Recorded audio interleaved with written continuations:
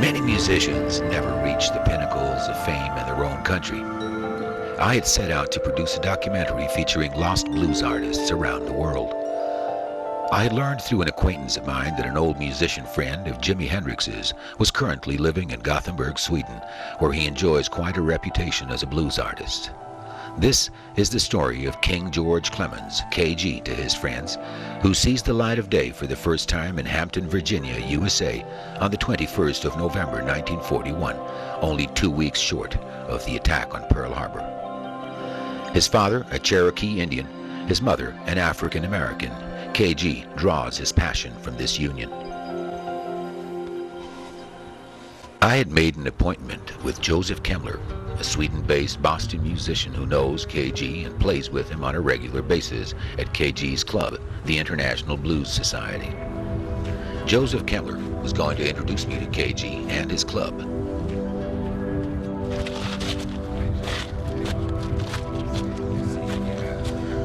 Rock and roll has already taken many of the paths already walked by blues artists.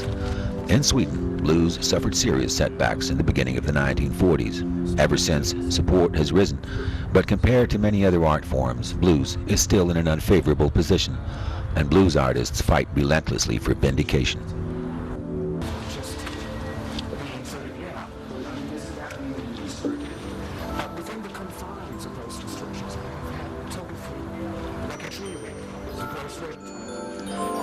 Today, and despite the onslaught that it was once the victim of, the black music culture has taken a step from historic and social oblivion into a place where it presents itself with artistic incorruptibility. Numerous musicians from Sweden, and indeed from all over the globe, have visited King George's music waterhole.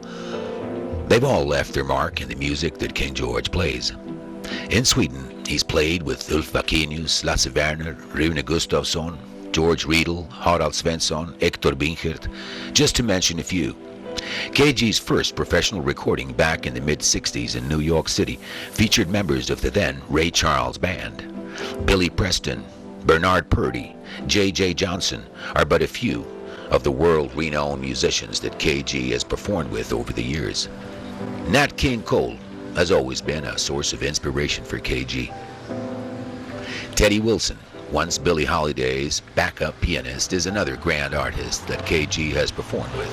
The great Charles Brown, not to be forgotten.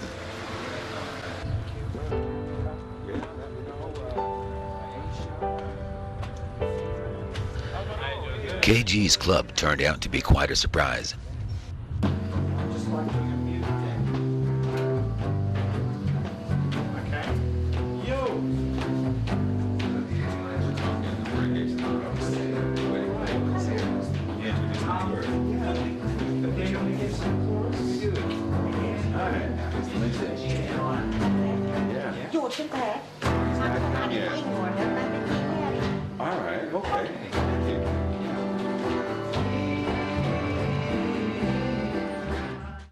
Yes, can be expressed in many different ways. That's what you can do with expression.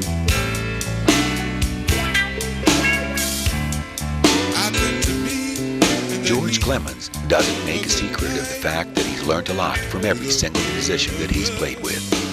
In the mid-60s in New York City, he already had a career. He played in the famous Apollo Theater in Harlem and appeared with Don Covay and the Goodtimers on the latter's hit single, Have Mercy, in 1964. Ironically, the Rolling Stones later recorded their version of the same song.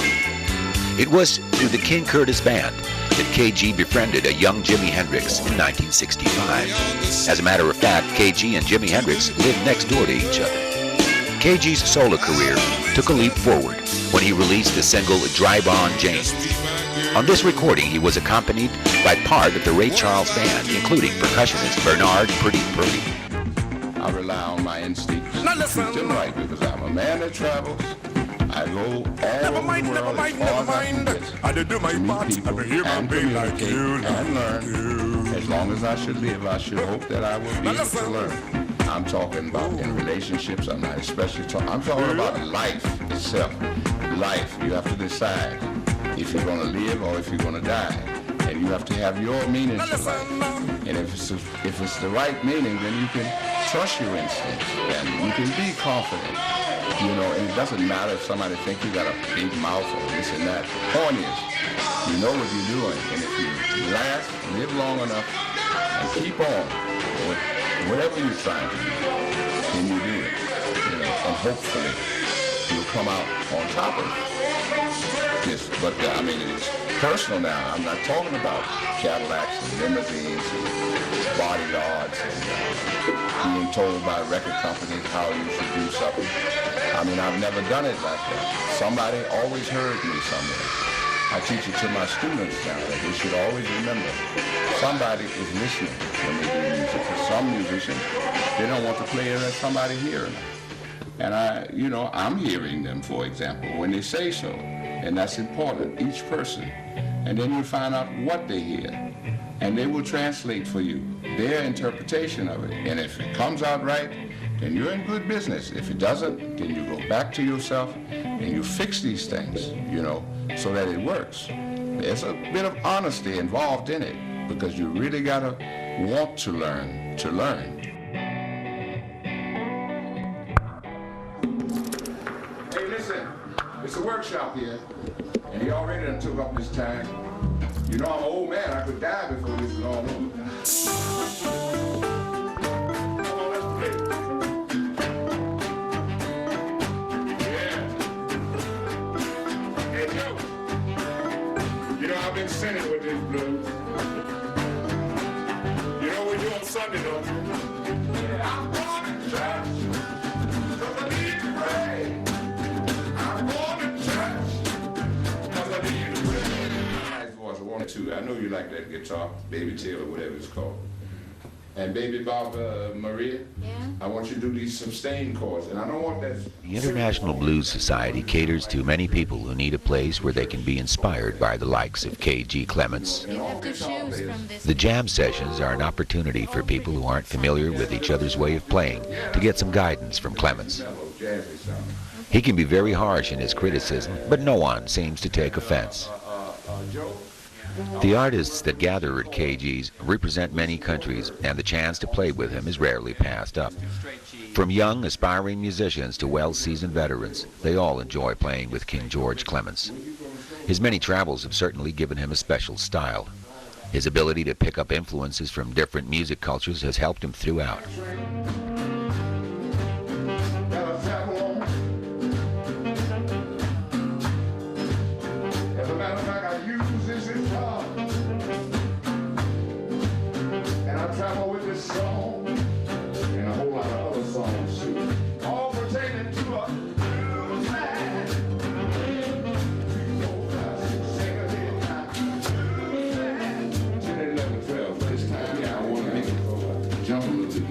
Keyboard, you know.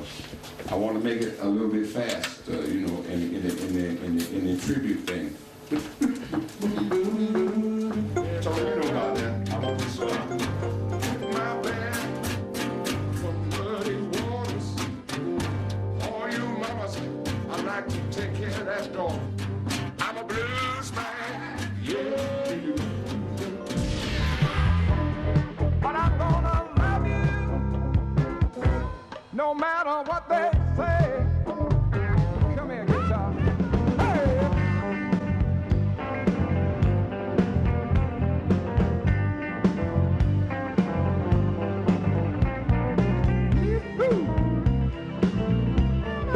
His international appearances in Belgium, Denmark, France, Germany, former Yugoslavia, Greece, and most recently South America, where he performed in Uruguay, attract big crowds, and he sees it as a privilege of his to be allowed to spread the blues in his own distinctive fashion.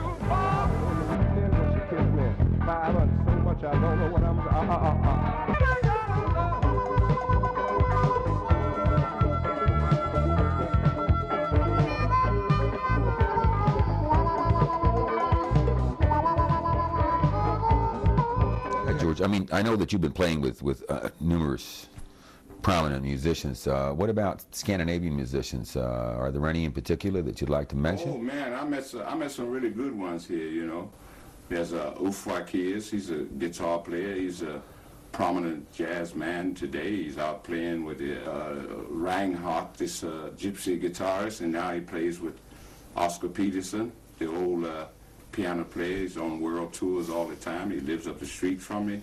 He never forgets me. Thanks to the computer, we're still in touch from email.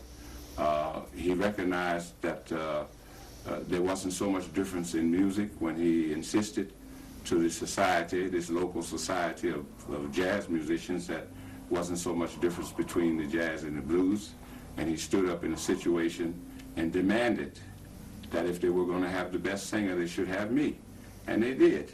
And I'll never forget him for that. Are there any others that you'd like to mention apart from that? Yeah, there's Connie Fairquist. But these are jazz people, you know. But I mean, a lot of my rock and roll, or whatever they call it, comes from the education of jazz and blues people. And I had to learn that. That's one thing I like about being in Sweden, actually, is I had a chance to sit down and learn what I was doing. First, I was just doing it, but then I asked the question to myself, what am I doing? So they were very kind to me, and not fixing it, I fixed myself to stay here, and taught myself by meeting these musicians that went to school, Herbie Hancock's musicians, headhunters, this kind of thing, and find out what it meant to me, how I feel about it, and make for myself a purpose besides success and money, or money and success, you know, and just put that on the back burner. I said, first, before I can expect anything, I should just... I really believe I can take all the love that you got.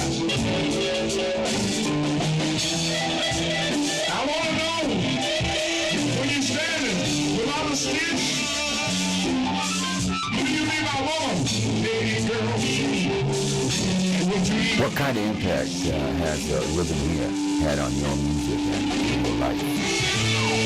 Well, all my life, it was one of being a soul singer. Well, music is my life, first of all. And I didn't want to just be a soul singer. So the impact was I had the ability to stay here and not be just a soul singer, which I am not just a soul singer. I'm not just a blues singer. I'm not just a... You know, I could do a little opera too, because I studied it and I learned how to do it. The most fantastic thing for me and all musicians that I meet, prominent ones that know music, have given me a confidence, because through the gift of God, I know all the notes without being taught them. I only have to hear it. What sound goes in my ear comes out my mouth. So I don't want bad sounds in my ear. And it's not a hobby, you know, because it's unbelievable even for me, and I do put myself in two people, because I can't take credit for what I can sing, actually. I have to give the credit to a God, a spirit, something stronger than I am. So, that much ridiculous, I still am. Been touring around Europe, Germany, I heard, and Czech Republic, Paris. Well, that's more proof to me. That gives me a certain kind of self-confidence about myself, because it started with jazz in Stockholm, and one of the first parts of my tour, first stop was to Montmartre. As a matter of fact, Copenhagen. Oh, Denmark. Huh? Yeah, in Denmark, Copenhagen. Well, it helped that the drummer comes from Denmark originally. I said that, Robbie Hansen. And he took me straight to a jazz club, knowing that I was so-called rock and roll, all blues singer. It didn't matter to him. He said to me he had never heard a voice like that, so he would go out there. He had a voice here before me. He sent it back because the guy was better at dancing, tap dancing and turning flips and things like that. He said, but I wanted to make records. He had no voice. He had no personality of his own. He looked like James Brown. He acted like James Brown. He couldn't even scream.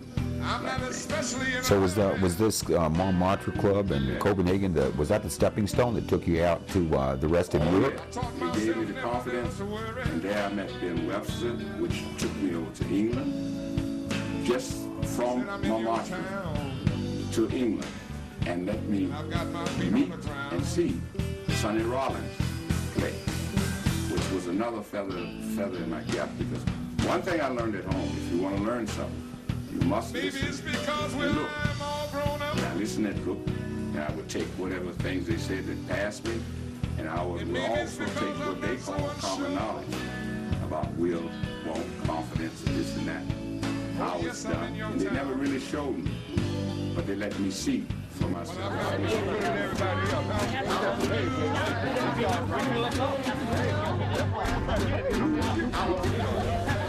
Tonight's session is well attended.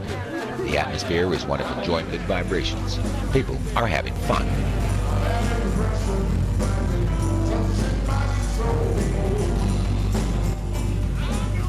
Having access to an international venue such as George's Club is very appreciated by Swedes and foreigners alike because it offers a chance to exchange views with people from different backgrounds. Music is definitely a link between cultures since it is a universal means of communication. K.G. Clemons' club really comes across as the music waterhole that it is. When artists from all 5 continents get together, the outcome is, no doubt about it, very inspiring. Clemons' friendly way of dealing with people regardless of their nationality certainly contributes to making everybody feel as if they were anywhere in the world.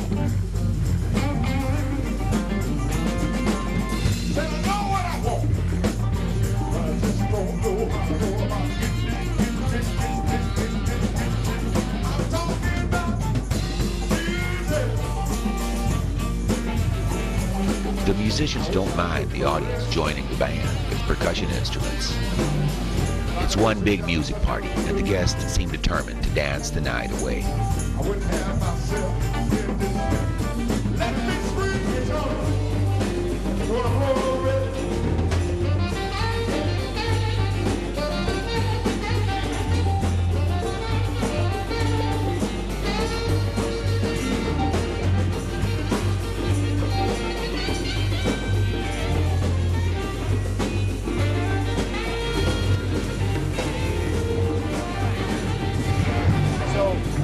Where are you from? I come from Brazil.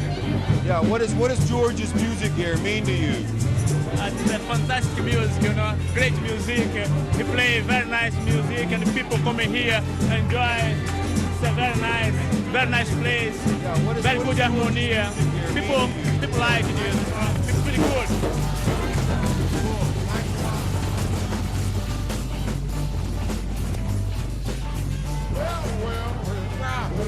From Australia, bro. You're Australian. Yeah. So you play with the band. I play with the band sometimes. I've been coming here for quite a few years, you know. You're a musician. I'm a musician, Right. man. Yeah. What has George and this place meant to you in this country? George is like a link to the blues. You know, like he's got this history. It goes way back. It goes back to Jimi. It goes back before Jimi Hendrix. You know, it goes through the 70s, through the 80s. He played with the Ray Charles Band in London in '83. Did a whole album with them. It's a style of music that I really love. Thanks a lot. Yeah, sweet. Yeah. When I got to Prague, it proved itself again. On my vacation, I went to clubs and I played. And I came back to Sweden and relied on my voice, my music, to speak for me. And one guy called me a guitar player, and he made strange music. He made music on instruments made in Prague, some funny kind of flutes and things. Sounds, I call it. Maybe he woke up my senses to sounds, because when it comes to any kind of so-called music that people play, I do not sit here and claim to be a jazz player, but I can play the sound. I can play the sound. And another thing, And I can play I just thought about, I believe in love. I think it's a pretty good idea. Don't get too confident to the point where you can't learn nothing. I'm still so open. I have to go in these other music. Yeah, I mean, right I here, can say, culture, I take all culture. songs. Any song that I'm going to play. Joseph Guitar I understand that you played in Paris also at Dick de Lombard. So I'd like for all you people to get your hands together. On another man's Soul work, clap. a bluesman. He's On a guy- several occasions, I Yeah, understand. Oh, yeah. Right. It starts with a blues man from Chicago that moved to Paris years ago. I had heard him on a record here in Sweden. And he didn't exactly play the traditional blues style. We were about the same age. He died not too long ago, but we're about the same age. His name's Luther Allison. They call him Lulu. He's got a son still around. Badder than the daddy, without the same charisma. He lives around Paris somewhere. He goes to Japan, and he's carrying on his father's legacy. And I met him. His father wanted him to be in my band to teach him why he was playing it and not play this Stevie Ray Vaughan thing so much, you know, because Stevie Ray Vaughan, in a way, so to speak, he got it from us, and that's all good. But we got to remember where our root is and don't be just passing it around to everybody, even though Stevie Ray Vaughan is not everybody. And that's what me and his father used to talk about. And he put me in this jazz club that he had outgrown, because it was his third coming or something like that, to be internationally famous, because they all know him in America and they all know him here. You cannot make a reference about blues without him being there. If you do, you know, I mean, John Lee Hooker, all these people he started to introduce me to. And when I was in Paris playing in the blues club that he suggested to the man that I could play in, he used to send his band from Chicago that just came over here to learn what they should do on stage with him. They show this man still probably on the Paris music jazz program about 3 hours about his life and songs being played, even when he met his son, which was late. Right. You know, and he said to me, "You know my son." I didn't know him because his son was playing in Chicago when I was there, behind people like Coco Taylor and these prominent Chicago blues people. You know, and then I met Johnny Copeland, I met the Texas blues, the Chicago blues, and they have different ways of doing the blues thing. Some of us do it like a cowboy, and some of us do it. And, you know, I really think that people, yeah, you need a label, you know, to go to a shop or to find something, you know, but it shouldn't go further than that. You know, because I know that a blues man, look at Leadbelly, man. Irene, good night, Irene. Irene, good night. Good night, Irene. Good night, Irene. I'll see you in my dream. Everybody thought it was a white man. The man is as black as coal and his hair was as white as snow. And he was in prison for murder with an acoustic guitar. And he recorded that song and put it out. And every country and Western man sung it before I even got the knowledge. Yeah, and it was a success. That it was a success. And they're still singing it. And it's considered a country and Western song. But actually, it's a 12-string guitar blues done by a black man. Okay. You know, and he'd never done one more successful because he was a violent man. If you didn't like him or he didn't like you, he'd shoot you. And that's why he was in prison. And they let him out of prison on account of that song. He tried it again. He got out. When he wanted another hit, I suppose, he shot another man, went back in. I don't know the results, the final, what finally happened to him, except he died, and we all do. But people like Janis Joplin, which I performed with up in Stockholm some years later, when she was over here, she knew a lot about Leadbelly. So you see, me staying here taught me, I was able to teach myself something I probably would not have learned had I went back to the States after my 3-month contract. Right. Plus, I got a lovely child. I met a lovely woman. I wanted to see him born. I have no kids in America that I could even speak about. If I got any there, they didn't tell me yet.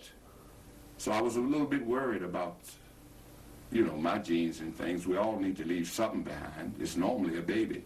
The rest of the things, they say you can't take it with you, but yeah, you can, because it's a spirit. But these you know, it's very true about genes and things. This is very modern for me, and I don't, you know, but I could become more spiritual now in my experiences and age now, because I find out that it's really true. I don't have to test anymore. I can relax, you know, and do what I'm supposed to do and be that blues man that I always wanted to be, even before I was born.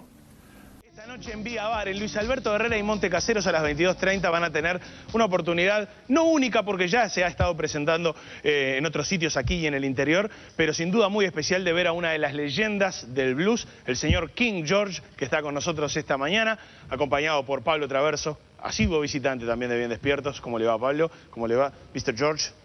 Pleased to meet you here in Uruguay. Gracias, gracias. Gracias. Glad to be here. Your Spanish is improving. Yes, yes. Bueno. Bueno, está hablando cada vez más español el señor King George. Tocó con Jimi Hendrix, tocó con figuras como Albert Collins y toca aquí en Bien Despiertos. Un gusto recibirlos a los dos. Con ellos dos, King George y Pablo Traverso, a todo blues. Cerramos hasta el lunes a las 8. Chao.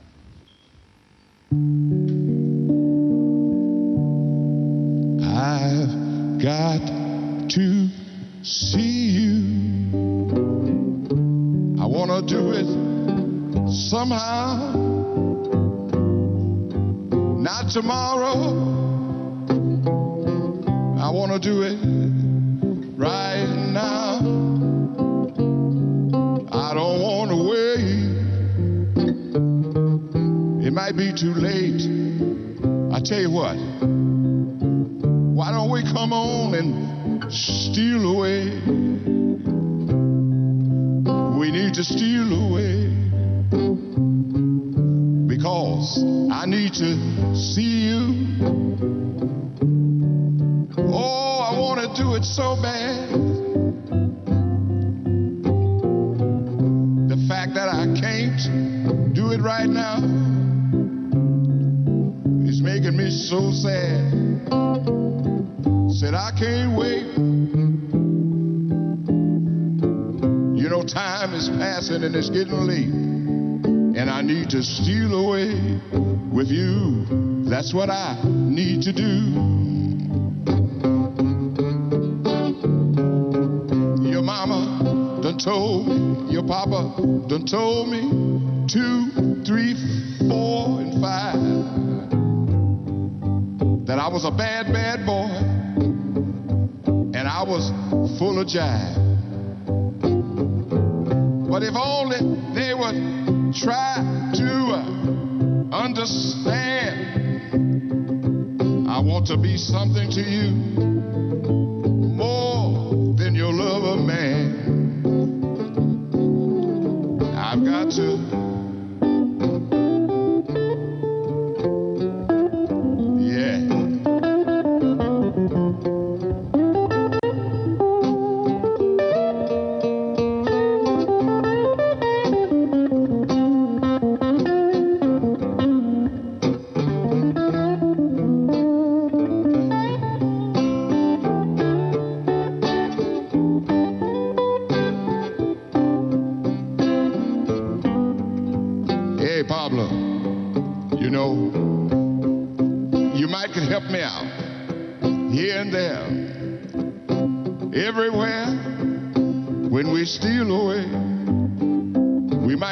place to stay.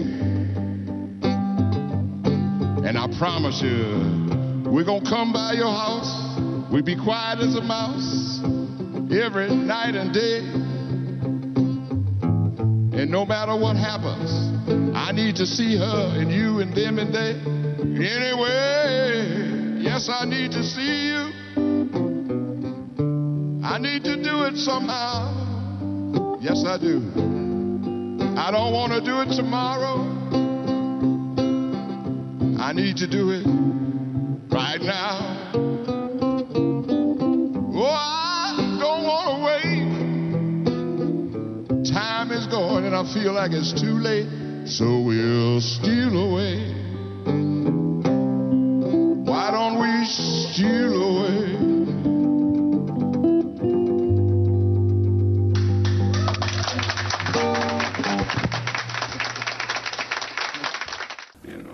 George, it has been my pleasure.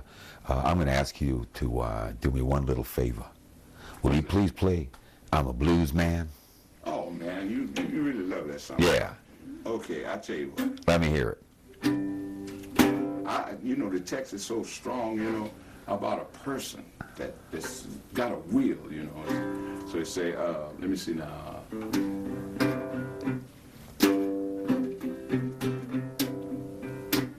down south now and you done got yourself strong. You done moved out, he said. I was raised up on Jimmy Reed, cornbread, collard greens, and black eyed peas. I took my bath in muddy waters, and all you mamas I sure like to take care of your daughter. I'm a blues man. Can you get to that? Can you understand? I'm a blues man. Yes, I am. I'm a blues man. Oh, I'm a blues man. And another thing, I'm an original. I'm one of a kind. I don't do nothing for so my mind. I ain't got no boss man hounding me. I kill a roach. I'm totally free. I'm a blues man. Can you get to that? Can you understand? Yeah. I'm a blues man. Can you get to that? Can you understand?